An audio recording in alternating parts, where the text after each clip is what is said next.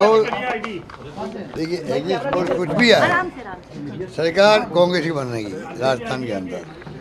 पांचों राज्यों में बीजेपी कहीं नहीं आ रही है। पांचों राज्यों में मुझे लगता है बीजेपी कहीं जीत नहीं रही है, नंबर एक। नंबर दो, राजस्थान के अंदर एग्जिट पोल कुछ भी आ जाए, सटोरी कुछ भी कह दे, आप लोग कुछ भी दिखा दो मीडिया वाले, और सर्वे कुछ भी आया आपकी मीडिया के अंदर, जो प्री पोल सर्वे आ चुके हैं, तब भी मेरा हंच कहता है, जो मैं कमेंट सुनता हूँ लोगों से, आम लोगों। नमस्कार, आदाब, सत श्री अकाल, जय भीम, जोहार। मेरा नाम है नवीन कुमार। काम से ज्यादा राम पर भरोसा, और राम से भी ज्यादा नरेंद्र मोदी के नाम पर भरोसा भारतीय जनता पार्टी के लिए लगता है कि मुसीबत बन गया है। 5 राज्यों में विधानसभा के चुनाव खत्म होने के बाद जिस तरीके की तस्वीरें सामने आ रही हैं, जिस तरीके के रुझान सामने आ रहे हैं और जिस तरीके के आकलन सामने आ रहे हैं, उनसे साफ पता चलता है कि भारतीय जनता पार्टी के दुर्दिन का दौर शुरू हो चुका है। नरेंद्र मोदी का नाम काम नहीं कर रहा है और जरूरत से ज्यादा सांप्रदायिकता का मुद्दा उठाना, हिंदू और मुसलमान में नफरत की दीवार पैदा करना, जानबूझकर समाज के बीच ध्रुवीकरण पैदा करना लोगों को पसंद नहीं आया है। भारतीय जनता पार्टी की कोशिशें आदमी और आदमी के बीच दीवार खड़ी करने की, लोगों ने इसको लगता है कि झुठला दिया है। क्योंकि जिस तरीके के रुझान सामने आ रहे हैं, जिस तरीके के रुझान सामने आ रहे हैं छत्तीसगढ़ से, जिस तरीके के रुझान सामने आ रहे हैं मध्य प्रदेश से, और जिस तरीके का रुझान सबसे ज्यादा तेलंगाना से सामने आ रहा है, इन सब का इशारा यह कह रहा है कि भारतीय जनता पार्टी के लिए मुश्किल वक्त शुरू होने वाला है। प्रधानमंत्री नरेंद्र मोदी का जरूरत से ज्यादा प्रचार काम नहीं कर रहा है। देखिए कि 5 राज्यों में चुनाव खत्म हो चुके हैं, मतदान की प्रक्रिया खत्म हो चुकी है और अब केवल गिनती का इंतजार है। लेकिन रुझानों पर सबकी नजर थी कि क्या होने जा रहा है मध्य प्रदेश में। क्या पिछली बार जो नतीजे आए थे उसको जनता दोहराएगी? और दोहराएगी का मतलब यह नहीं कि शिवराज सिंह को मुख्यमंत्री बनाएगी। दोहराएगी का मतलब पिछली बार जब कांग्रेस जीती थी तब कमलनाथ मुख्यमंत्री बने थे और बाद में भारतीय जनता पार्टी ने कमलनाथ की सरकार गिरा दी और फिर से शिवराज सिंह चौहान को मुख्यमंत्री बनाया। तो सबकी नजर अगर सबसे ज्यादा थी कहीं किसी राज्य पर, तो वो मध्य प्रदेश पर थी कि मध्य प्रदेश में क्या होने जा रहा है, शिवराज सिंह चौहान का क्या होने जा रहा है, कमलनाथ का क्या होने जा रहा है, और इन दोनों से ज्यादा ज्योतिरादित्य सिंधिया का क्या होने जा रहा है, ग्वालियर में नरेंद्र तोमर का क्या होने जा रहा है। ये सब सवाल, छत्तीसगढ़ भूपेश बघेल की राजनीतिक प्रतिष्ठा दांव पर लगी हुई थी, वहां क्या होने जा रहा है। तेलंगाना में जब से तेलंगाना बना है वहां पर टीआरएस, जो बाद में बीआरएस बन गया, उसकी सरकार है, के चंद्रशेखर राव की सरकार है, और के चंद्रशेखर राव को तेलंगाना में हराना असंभव से कुछ ही कम माना जाता है। तो क्या तेलंगाना में भी खेल होने जा रहा है? बहुत बड़ा उलटफेर होने जा रहा है, और अगर उलटफेर होने जा रहा है तो कौन कर रहा है उलटफेर? ये सारे सवाल मिजोरम, हालांकि उत्तर पूर्व का राज्य है और इधर के लोगों का, पूरब के लोगों की नजर उत्तर पूर्व की तरफ जरा कम पड़ती है, लेकिन मिजोरम भी एक इंपॉर्टेंट स्टेट है। इसके बाद आपको बताएं कि राजस्थान का चुनाव, अशोक गहलोत और भारतीय जनता पार्टी के बीच कड़ा मुकाबला। अशोक गहलोत और वसुंधरा राजे, मैं जानबूझकर नहीं कह रहा हूं, क्योंकि वसुंधरा राजे को भारतीय जनता पार्टी ने तब आगे किया जब अशोक गहलोत चुनाव प्रचार में काफी आगे निकल चुके थे और गहलोत को यह कहना पड़ा था कि वसुंधरा राजे को टिकट नहीं देना। बीजेपी ने ऐसा करके उनके साथ बहुत बुरा किया है। ऐसा सलूक नहीं करना चाहिए था भारतीय जनता पार्टी को, प्रतिद्वंदी होने के बावजूद, मैं ये बात कहूंगा। तो क्या राजस्थान में इतिहास बदलने जा रहा है कि 5 साल कांग्रेस 5 साल बीजेपी? ये जो इतिहास रहा है ये बदलने जा रहा है राजस्थान में। ये सब सवाल हमारे सामने थे। तो आपको बता दें कि 5 के 5 राज्यों में भारतीय जनता पार्टी की हालत बहुत बहुत खराब है और कुछ राज्यों में तो ऐसा लग रहा है जैसे भारतीय जनता पार्टी का सूपड़ा साफ होने वाला है। जैसे पिछली बार छत्तीसगढ़ में हुआ था। छत्तीसगढ़ में क्या हुआ था, 90 सीटें हैं छत्तीसगढ़ की विधानसभा में और 90 में से 71 सीटें कांग्रेस ने जीत ली थी। सिर्फ 19 सीटों पर भारतीय जनता पार्टी और दूसरे दलों को, एक ने दलीय भी जीता था, उसको समेट दिया था वहां के लोगों ने। तो क्या इस बार ऐसा किसी राज्य में होने जा रहा है? क्या ऐसा मध्य प्रदेश में होने जा रहा है? और उमा भारती ने कहा कि शिवराज सिंह चौहान ने बहुत बुरी व्यवस्था संभाली है, लॉ एंड ऑर्डर का कोई मतलब नहीं है, मुश्किल में है शिवराज सिंह चौहान की सरकार, विधानसभा चुनाव के बाद कुछ भी होने जा रहा है। तो क्या इतना कुछ होने जा रहा है? क्योंकि 6 से ज्यादा 6 सांसदों और मंत्रियों को उतार दिया था भारतीय जनता पार्टी ने और नरेंद्र सिंह तोमर, केंद्रीय कृषि मंत्री, जिनके समय कृषि कानून पास हुआ और बाद में वापस लिया गया, कद्दावर मंत्री माने जाते हैं नरेंद्र मोदी की कैबिनेट के, उनको विधानसभा के चुनाव में उतारा गया। जबलपुर में मंत्री को उतारा गया, उधर रीवा में उतारा गया। तो क्या होने जा रहा है? क्या इसका कुछ भी नहीं बना?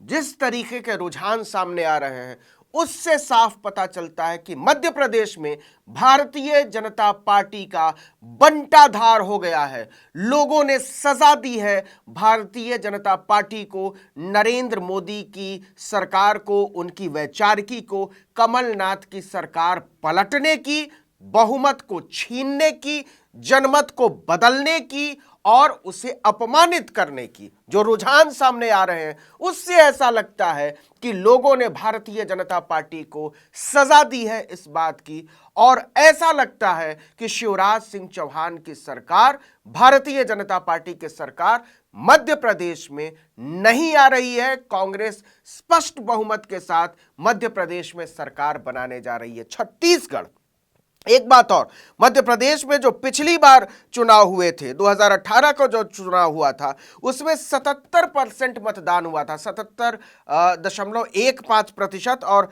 इस बार जो मतदान हुआ वो 74.97, मतलब मान लीजिए 75%। तो मतदान का जो प्रतिशत है वो 2% कम ही हुआ।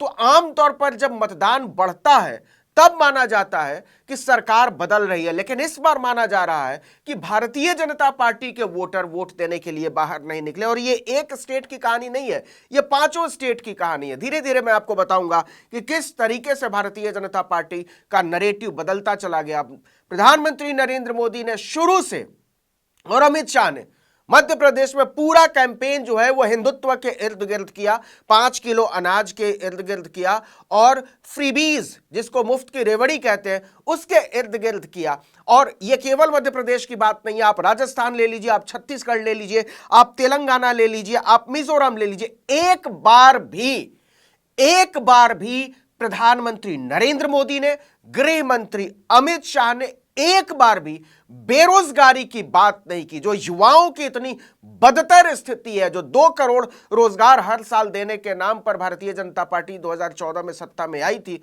उसके साथ जो घपला हुआ है उसकी कोई बात नहीं की। और यह बात लोगों को पसंद नहीं आई है, क्योंकि एक तरफ राम का नाम, मोदी का नाम, और इन दोनों से ज्यादा हिंदू मुस्लिम के बीच नफरत की दीवार खड़ी करने की कोशिश, लेकिन जनता ने, और खासकर मध्य प्रदेश की जनता ने, इस नैरेटिव को नकार दिया। यही छत्तीसगढ़ में हुआ है।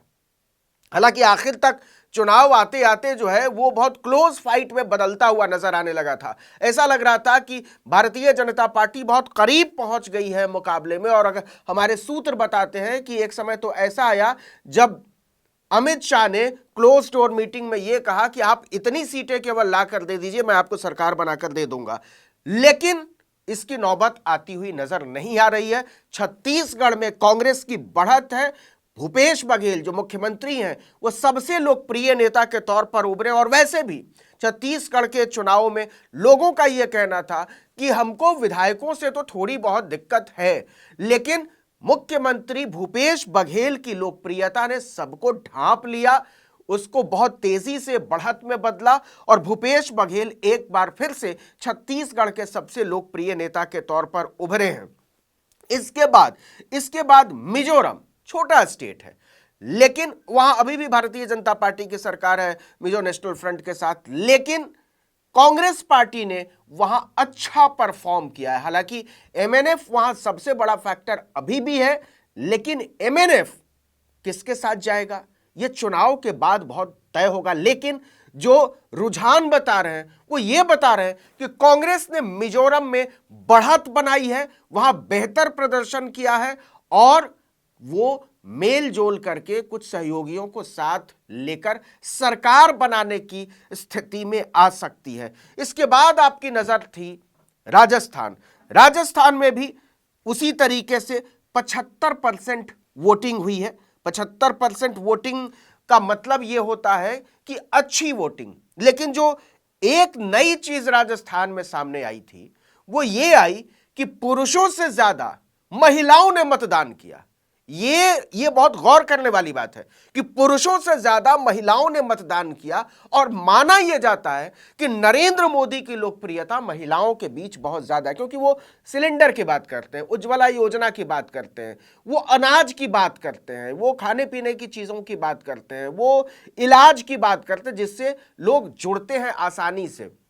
लेकिन यही चीजें अशोक गहलोत भी कह रहे थे, वो भी एक बेहतर इलाज की स्कीम के साथ, और वो कहते हैं कि हमारी जो इलाज की व्यवस्था है वो आयुष्मान योजना से बेहतर है और हर फ्रीबी जो है, हर रेवड़ी, मैं नरेंद्र मोदी का शब्द इस्तेमाल करता हूं, उससे बेहतर स्कीम लेकर आए अशोक गहलोत और उसका असर है। राजस्थान में भी शुरू में यह कहा जा रहा था कि विधायकों से बहुत नाराजगी है लोगों की, लेकिन लोग अशोक गहलोत से खुश हैं। तो क्या इतिहास बदलने जा रहा है? ये 5 साल कांग्रेस और 5 साल बीजेपी वाला मामला, ये जो है इस बार उस पर लगाम लगेगी, ब्रेक लगेगा। तो आपको बता दें कि राजस्थान में बहुत कांटे का मुकाबला है। कांग्रेस पार्टी और बीजेपी के बीच कांटे का मुकाबला है। यह भी नहीं कह सकते कि कांग्रेस पार्टी साफ साफ सरकार बना रही है और यह भी नहीं कह सकते कि भारतीय जनता पार्टी साफ साफ सरकार बना रही है, लेकिन दोनों को कुछ सहयोगियों के साथ सरकार बनाने की मोहलत मिलती हुई नजर आ रही है। जितना बुरा कहा जा रहा था कि अशोक गहलोत की सरकार का, अशोक गहलोत का और कांग्रेस पार्टी कोई फाइट में ही नहीं है, राजस्थान में बुरी तरीके से पीछे छूट गई है, वो नैरेटिव बदलता हुआ नजर आ रहा है। लेकिन जो सबसे चौंकाने वाले नतीजे आते हुए दिखाई दे रहे हैं वो है दक्षिण का राज्य तेलंगाना। अजेय राज्य माना जाता था बीआरएस के केसीआर के सामने कि कोई नहीं जीत सकता, ना भाजपा जीत सकती है ना कांग्रेस जीत सकती है। भारतीय जनता पार्टी ने बहुत जोर लगाया तेलंगाना में, अंत तक नरेंद्र मोदी का रोड शो हुआ, अमित शाह ने बहुत सारे वायदे किए और दावे किए, ओबीसी मुख्यमंत्री का दांव चला। लेकिन ऐसा लगता है रुझानों से कि तेलंगाना में केसीआर की सत्ता जो है वो खतरे में है। जो बीआरएस है, भारत राष्ट्र समिति, जो पहले तेलंगाना राष्ट्र समिति हुआ करता था, उसका सूरज फिलहाल अस्त होता हुआ नजर आ रहा है। कांग्रेस बढ़त, आपको याद होगा अंतिम दिन, कैंपेन के अंतिम दिन सोनिया गांधी ने एक भावुक अपील की थी। उन्होंने ये कहा था कि आपने मुझे मां कहा है, अम्मा कहा है, तो इस बार अम्मा को आशीर्वाद दीजिए, हमारी पार्टी को वोट करिए और हमको मौका दीजिए। तो लगता है कि सोनिया गांधी की जो अपील थी और जिस तरीके से आक्रामक प्रचार अभियान, खासकर कांग्रेस अध्यक्ष मल्लिकार्जुन खड़गे ने तो अपने आप को तेलंगाना के चुनाव में झोंक ही दिया था, और आखिरी चरण के चुनाव में तो छत्तीसगढ़ के मुख्यमंत्री भूपेश बघेल भी अपनी पूरी टीम के साथ पहुंच गए थे। तो ये सब मिलाकर जो है ऐसा लग रहा है कि सोनिया गांधी का जो अपील है, इसके अलावा जो राहुल गांधी और प्रियंका गांधी का आक्रामक अभियान है, मल्लिकार्जुन खड़गे का दलित होना, यह सब मिलकर केसीआर के लिए बहुत मुश्किल खड़ी करने वाला है रुझानों के मुताबिक। तो तेलंगाना में कांग्रेस की बढ़त नजर आ रही है। हालांकि इसमें उलटफेर हो सकता है थोड़ा बहुत, लेकिन बावजूद इसके जो नतीजों के पहले का जो रुझान है वो दिखा रहा है कि जो पहले स्पष्ट बहुमत दिखाई देता था कि नहीं, केसीआर के सामने कोई है ही नहीं, टीआरएस के सामने कोई है ही नहीं, वो बात नजर नहीं आ रही है। तो कहानी ये है कि जो 5 के 5 राज्य हैं, अगर एक राज्य में या 2 राज्य में भारतीय जनता पार्टी किसी तरीके से सरकार बना भी ले, लेकिन संदेश यह है कि नरेंद्र मोदी का जो नाम है वो अब उस तरीके से काम नहीं कर रहा। लोग नरेंद्र मोदी के नाम के पीछे पागल नहीं हैं, दीवाने नहीं हैं। जो दीवानगी थी नरेंद्र मोदी को लेकर कि मोदी आएंगे और जादूगर की तरह सारा कैंपेन बदल देंगे, लोग सोचना समझना बंद कर देंगे, सिर्फ मोदी मोदी मोदी मोदी होने लगेगा, वो तिलिस्म दरकता हुआ नजर आ रहा है, टूटता हुआ नजर आ रहा है, नंबर 1। नंबर 2, जो हिंदू मुस्लिम का नरेटिव है, जो हर चुनाव में दीवार खड़ी करने, सामाजिक विभाजन, सांप्रदायिक विभाजन, नफरत की दीवार, वो काम करता हुआ नजर नहीं आ रहा है अब भारतीय जनता पार्टी के पक्ष में। क्योंकि 2024 के चुनाव आने वाले हैं लोकसभा के, और उसके पहले अयोध्या में राम मंदिर बनकर तैयार होगा, उसका उद्घाटन होगा, भव्य तरीके से उसको आगे ले जाने की कोशिश करेगी भारतीय जनता पार्टी। लेकिन बावजूद इसके जो इन 5 राज्यों के चुनावों के जो रुझान है, उनका इशारा यह कहता है कि ये जो दीवार वाली राजनीति है, जो नफरत वाली राजनीति है, वो काम नहीं कर रही। नंबर 2। नंबर 3, जरूरी मुद्दों से भागना, ये लोगों को पसंद नहीं आ रहा है। नरेंद्र मोदी, भारतीय जनता पार्टी बेरोजगारी की बात नहीं करती, बदहाली की बात नहीं करती, लोगों की खरीदारी की क्षमता कम हुई है उसकी बात नहीं करती, हाथों में नौकरी नहीं है, रोजगार नहीं है, उसकी बात नहीं करती। ये लोगों को पसंद नहीं आ रहा है। नंबर 3। नंबर 4, और जो बहुत इंपॉर्टेंट मुद्दा है, जो बहुत जरूरी सवाल है, और वो सवाल ये है कि लोग अब नरेंद्र मोदी, और जो वो बार बार कहते हैं ना कि लोग मुझे गाली देते हैं, तो और वो हर चुनाव को यहां ले जाते हैं कि मोदी की गारंटी है और मोदी को लोग गाली देते हैं, इसको लोगों ने खारिज किया है। लोगों ने बताया है कि हमको इससे कोई मतलब नहीं है कि आपको लोग क्या कहते हैं, हमको इस बात से मतलब है कि आप हमारे लिए क्या कहते हैं और हमारे लिए क्या करते हैं। जो नरेंद्र मोदी का जो ये पूरा तिलिस्म बुना गया था बहुत महीन तरीके से, वो तिलिस्म टूटा। और आखिरी और last but not the least वो ये कि राहुल गांधी, मल्लिकार्जुन खड़गे एक बड़े चेहरे के तौर पर अपने आप को स्थापित करने में सफल हुए हैं। आप चाहे लाख कोशिश कर लीजिए, भारतीय जनता पार्टी लाख कोशिश कर ले, पप्पू का जो नरेटिव था इन 5 राज्यों के जो विधानसभा चुनाव हैं उनके रुझानों ने उसको ध्वस्त कर दिया है। वो अब भारतीय जनता पार्टी को, और काफी समय से वो नोटिस में ले रही है राहुल गांधी के बयानों को, वो खारिज नहीं कर पाती, लेकिन अब और ज्यादा गंभीर तरीके से राहुल गांधी को लेना पड़ेगा। और अगर मल्लिकार्जुन खड़गे, राहुल गांधी, सोनिया गांधी को केवल मजाक में उड़ाकर भारतीय जनता पार्टी, नरेंद्र मोदी और उनके लोग, अमित शाह, ये सब सोचते हैं कि काम चल जाएगा, तो ये चलने वाला नहीं है।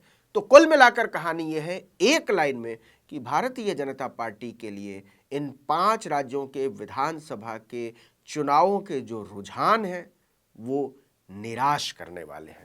इस वीडियो में इतना ही, लेकिन अगर आपने आर्टिकल 19 इंडिया को अब तक सब्सक्राइब नहीं किया तो फौरन कीजिए, बेल आइकॉन दबाइए, घंटी जैसी आकृति, लाइक कीजिए और कमेंट करके बताइए हमारा वीडियो आपको कैसा लगा। यूट्यूब पर देख रहे हैं तो हमारे चैनल को सब्सक्राइब कीजिए, फेसबुक पर देख रहे हैं तो हमारे पेज को लाइक कीजिए, इंस्टाग्राम पर हमें फॉलो कीजिए और हमारा ट्विटर हैंडल है आर्टिकल 19_इंडिया और मेरा ट्विटर हैंडल है नवीन जर्नलिस्ट। आप मुझे भी फॉलो कर सकते हैं।